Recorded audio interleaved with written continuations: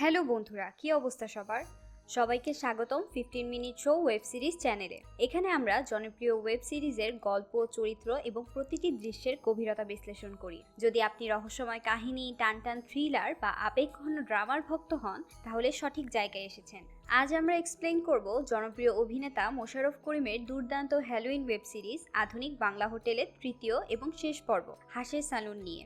এই পর্বটার সাথে বর্তমান সময়ের সাথে এতটা মিল আছে যে আপনারা কেউই এই পর্বটিকে খারাপ বলতে পারবেন না। প্রথম পর্ব বোয়াল মাছের ঝোল এবং দ্বিতীয় পর্ব খাসির পায়া না দেখে থাকলে এখনই দেখে আসুন। ভিডিওগুলোর লিংক ভিডিওর ওপরের ইনফরমেশন বক্স, ডেসক্রিপশন বক্স এবং কমেন্ট বক্সে পিন করা আছে। সম্প্রতি চরকি প্ল্যাটফর্মে মুক্তি পাওয়া এই ওয়েব সিরিজটি দর্শকদের মধ্যে ব্যাপক সাড়া ফেলেছে। আর হ্যাঁ, আমাদের চ্যানেলে নতুন হলে এখনই সাবস্ক্রাইব করুন এবং বেল বাটন প্রেস করুন যাতে কোনো ভিডিও মিস না হয়। তাহলে আর দেরি কেন, চা বা কফির কাপ হাতে নিন আর বসে পড়ুন।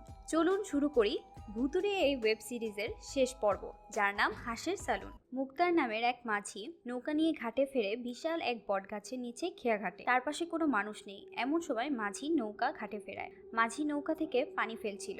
এমন সময় পেছন থেকে কেউ তার নাম ধরে ডাকে, কিন্তু ফিরে দেখে কেউ নেই। আবারও কেউ তার নাম ধরে ডাকে। এবার মাঝি ভয় পেয়ে যায়। তড়িঘড়ি করে নৌকা থেকে নামতেই মোশাররফ করিম তার সামনে আসে। কিছু বুঝে ওঠার আগেই রশি দিয়ে তার গলা বেঁধে খেয়াঘাটের বটগাছের ফাঁসিতে ঝোলায়। এভাবে তাকে মেরে ফেলার পর মোশাররফ করিম ঝুলন্ত লাশের সামনে দাঁড়িয়ে তার পরিচয় দিতে থাকে। মোশাররফ করিম বলে, পর্দাদা নাম রাখছে মুজাফফর গাইন, কিন্তু লোকে মজু গাইন বলে। মানুষকে মেরে ফেলা তার নেশা। মানুষ মারার পর দুটো জিনিস খাওয়ার নেশা ধরেছে। সে বলে, এক চালের গুঁড়ো রুটি দিয়ে হাঁসের সালুন, আর দুই নম্বর বলতে গিয়েও আর বলে না। হয়তো সামনে আমরা জানতে পারবো। এরপর বটগাছতলা থেকে মজু গাইন চলে যায়। মুক্তার মাঝিকে গলায় দড়ি দিয়ে মেরে ফেলার ঘটনা জানাজানি হলে সবাই সেখানে জড়ো হয়। তার বউও আসে। বউ কান্নাকাটি করতে থাকে। ওইদিকে মজু গাইন এক দোকানে চা খাচ্ছিল। দোকানদার মাঝির মৃত্যু নিয়ে কান্নাকাটি শুনতে পায়। সেখানে একজন বলতে থাকে, মুক্তার মাঝি মারা গিয়েছে, ভালো হয়েছে। এই মাঝি চেয়ারম্যানের আশকারা পেয়ে খুব বার বেড়েছিল, নদীও দখল করে ফেলেছিল। মজু গাইন একথা শুনে দোকান থেকে সরে এসে একজনকে ফোন করে। সে বলে, ঘুঘু ফান্দে আটকে গেছে। যেই কাজ দিয়েছিলেন তা হয়ে গেছে, এখন জলদি টাকা পাঠান। ফোনের ওপাশ থেকে একজন বলে, দ্রুত এলাকা ছাড়, অন্য জায়গায় ইমার্জেন্সি কাজ আছে। মজু গাইন ফোনে জানায়, 43 নম্বর ঘুঘু ফান্দে আটকাইছি। 43 নম্বর হাঁসের সালুন না খেলে এখান থেকে কোথাও যাচ্ছি না। ফোনের ওপাশ থেকে অপরজন বলে, রসুলপুর যা, ইমার্জেন্সি কাজ আছে, কালকের মধ্যেই সারতে হবে, টাকাও অনেক। এরপর বড় হাঁস খাওয়ানোর প্রতিশ্রুতি দেয়। মজু বলে, আমি এক এলাকার হাঁস অন্য এলাকায় খাই না, যত বেশি টাকাই হোক না কেন, আমি আগে এখানে হাঁস খাবো, তারপর অন্য এলাকার হাঁস। এরপর ফোন কেটে হাঁটা শুরু করে। হাঁটতে হাঁটতে হঠাৎ একটা মেয়ের গান শুনতে পায়। গানের সুর ধরে মেয়েটির কাছে যায়। মেয়েটির গানের প্রশংসা করে। মেয়েটির মা তাকে পুষ্প বলে ডাকে। পুষ্পের মা সামনে এসে মজুকে জিজ্ঞাসা করে, আপনি কে? মজু গাইন বলে, আমি একজন শিকারী, গ্রামগঞ্জে ঘুঘু পাখি শিকার করি, কিন্তু আজ ঘুঘু শিকার করতে এসে কোকিলের দেখা পেয়েছি। আপনার মেয়ের কণ্ঠ দারুণ। পুষ্পর মা পুষ্পকে বাড়ির ভেতরে পাঠায়। মজু বলে, ঢাকাতে আমার অনেক বড় গায়ন পরিচিত আছে, আমি আপনার মেয়েকে ঢাকায় নিয়ে শিল্পী বানাতে চাই। পুষ্পের মা বলে, আমাদের কাছে টাকা নেই। মজু বলে, টাকা লাগবে না, কিন্তু ফ্রিতেও আমি কিছু করব না, আপনি আমাকে চালের গুঁড়ো দিয়ে রুটি আর হাঁসের সালুন খাওয়ালেই হবে। পুষ্পর মা বলে, এবার আপনার মতলব বুঝছি, আপনারে খাওয়ানোর মতো টাকা আমাদের নাই, এখান থেকে চলে যান।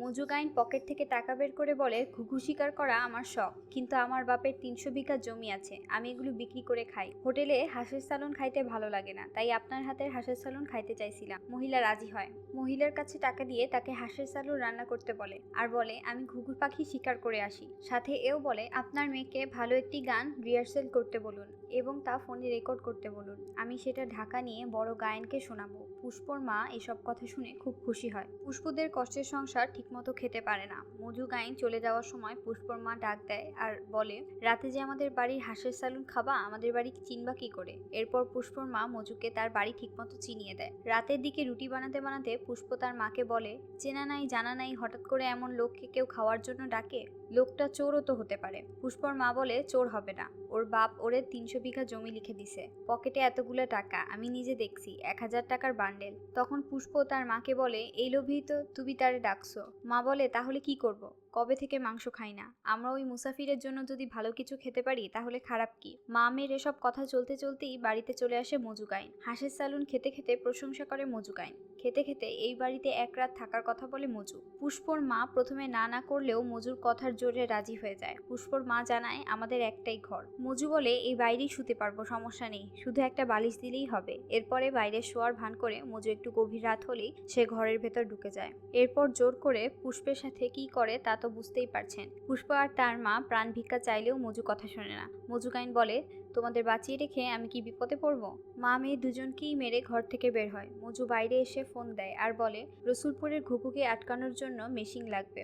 সকালে মজুর কাছে একজন লোক আসে। তাকে দেখে মজু ক্ষেপে যায়, কারণ যে আসার কথা সে না এসে অন্যজন এসেছিল। মজু তার লুঙ্গি চেঞ্জ করে প্যান্ট পরে আর পিস্তল নিয়ে রসুলপুরের উদ্দেশ্যে রওনা দেয়। ওইদিকে দেখা যায় জব্বর মিয়া নামের এক লোক ভোটের মিছিল করছিল। মজু এখানে পৌঁছায়। এই জব্বার মিয়া একজন চেয়ারম্যান পদপ্রার্থী, তার মার্কা সিংহ। এই জব্বার মিয়াকে মারার জন্য রসুলপুরে পাঠানো হয়েছে মজুকে। রসুলপুরে এসে জব্বার মিয়ার পেছনে লেগে থাকে মজু।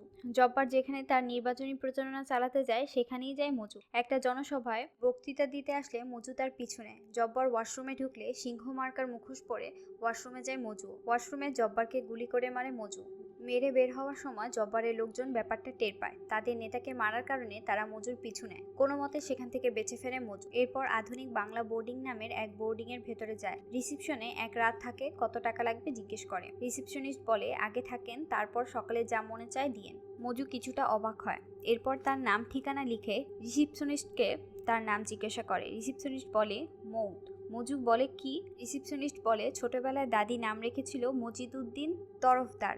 এই নাম ছোট হতে হতে এখন লোকে মৌত বলে ডাকে। এরপর মৌত মজুকে 217 নম্বর রুমের চাবি দেয়। রুমে গিয়ে রেস্ট দিতে থাকে মজু। এরপর শুয়ে পড়লে দরজায় কেউ নক করছে এমন শব্দ শুনতে পায়। বন্দুক হাতে নিয়ে উঠে পড়ে মজু। জিজ্ঞাসা করে কে? দরজার ওপাশ থেকে বলে আমি মৌত, আমাকে চিনলেন না? দরজা খুলে মজু। এরপর মৌত জিজ্ঞাসা করে ভয় পেয়েছেন নাকি? মজু বলে না। এরপর জিজ্ঞাসা করে এত রাতে ডাকছেন কেন? মৌত বলে বৃহস্পতিবার এখানে বিরাট জলসার আয়োজন করা হয়, নানান ব্যবস্থা, যা মিস করলেই লস। এত রাতে জলসার কথা শুনে একটু অবাক হয় মজু। মজু জিজ্ঞাসা করে বাংলা পাওয়া যাবে নাকি? মৌত বলে শুধু বাংলা না, অনেক কিছুই পাবেন, আর সাথে অস্ত্রশস্ত্র নিয়ে আসার কোনো দরকার নেই। এইটার নিচে কোনো দরকারই পড়বে না। মজু নিচে গিয়ে দেখতে পায় অনেকেই মুখোশ পরে জলসা উপভোগ করছে। ভেতরে নানা রকমের ড্রিঙ্কসের ব্যবস্থা আছে। ভেতরে গিয়ে মজু বসে পড়লে তাকে একটি মাস্ক ও ড্রিঙ্কস দেওয়া হয়। তৃপ্তির সাথে ড্রিঙ্কস পান করে মজু গায়। জলসায় গান শুরু হলে মজু একটু বিচলিত হয়। গানের কণ্ঠটা তার চেনা। এরপর যে গান গাচ্ছে তার সামনে যায়। মজু যে গান গাচ্ছিল মজুকে দেখে তার মুখোশ খুলে ফেলে। মজু দেখতে পায় পুষ্পকে। পুষ্প গান গাচ্ছিল। সেই জলসায় একে একে আশেপাশে খেয়াল করলে দেখে সবাই তার পরিচিত। এরা হচ্ছে সেই লোকরা যাদেরকে মজু মেরে ফেলেছে। জলসাঘরের সবাই ছিল মৃত। এসব দেখে দ্রুত মজু রুমে ফিরে আসে। ব্যাগ নিয়ে পালিয়ে যেতে চাইলে দরজায় এসে দেখে তা বন্ধ। তখন মৌত বলে আজকের রাত থেকে যান। মজু বলে কত টাকা হয়েছে বলেন, আমি চলে যাব। মৌত আবার বলে আজকের রাত থেকে যান। এবার মজু রেগে যায়, আপনাকে মেরেই কিন্তু বের হব। মৌত বলতে থাকে আপনি মনে হয় দেয়ালের লেখাটা পড়েননি। তখন মজু দেয়ালের দিকে তাকায়। দেয়ালে লেখা এখানে ঢোকা যায় কিন্তু বের হওয়া যায় না। এই লেখা দেখা মাত্র মজু বন্দুক তাক করে মৌতের দিকে। মৌত বলতে থাকে আপনি মনে হয় বুঝছেন না, আপনার নিচের দিকে তাকান। তখন মজু দেখতে পায় তার পেট দিয়ে রক্ত বেরোচ্ছে। এরপর ফ্ল্যাশব্যাক দেখানো হয়। মজু জব্বারকে মেরে পালানোর সময় তার লোকদের গুলি খেয়েছিল। এরপর আধুনিক বাংলা বোর্ডিং এর সামনে এসে পড়েছিল। মজু যাদেরকে মেরে ফেলেছিল তারা এসে হাঁসের স্যালুন খেতে দেয় মজুকে। এখানেই শেষ হয় হাঁসের স্যালুন। এরপর দেখা যায় কুখ্যাত সিরিয়াল কিলার মজু গাইনের লাশ এক পরিত্যক্ত বোর্ডিং এর সামনে পায় পুলিশ। এবার একটু আপনাদের মনে জাগা প্রশ্নগুলোর উত্তর দিই। আপনাদের মনে হতে পারে মজু কেন ওই বোর্ডিং এর মৃত লোকদের দেখতে পেল?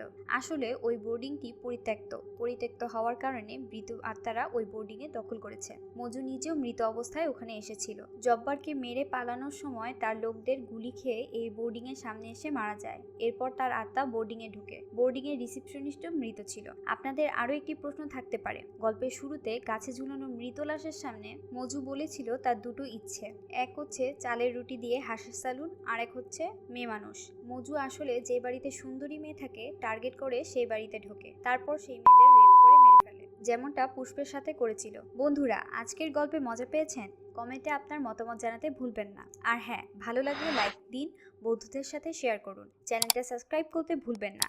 বেল আইকনটি প্রেস করে রাখুন যাতে নতুন গল্পের সব আপডেট আপনাদের হাতের মুঠোয় চলে আসে। পরের ভিডিওতে আবার দেখা হবে। ততদিন ভালো থাকুন আর সিরিজের সব মজা উপভোগ করুন। আপনাদের সঙ্গেই আমাদের গল্প। ধন্যবাদ।